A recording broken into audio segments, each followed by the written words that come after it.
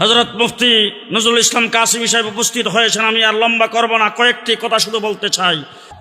মুসলমান, গত 15 বৎসর পেশিস সরকার, গত 15 বৎসর পেশিবাদ সরকার, যারা এই দেশে জগদ্দল পাথরের মতো আমাদের মাথার উপর চড়ে বসেছিলেন, তাদের জমানায় কোন মসজিদের ইমামের মেহরাব নিরাপদ ছিল না, কোন মসজিদের খতিবের মিম্বর নিরাপদ ছিল না, বাংলাদেশের কোন ওয়াজ মাহফিল, ইসলামী সম্মেলনের স্টেজ কারোর জন্য নিরাপদ ছিল না।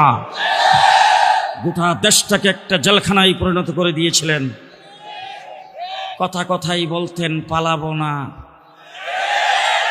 এখন জিজ্ঞেস করতে চাই, কাওয়া কাদের সাহেব গেলেন কোথায়? কোথায় গেলেন?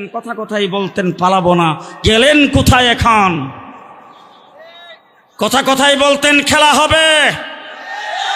আমি এই মাঠে এসেছি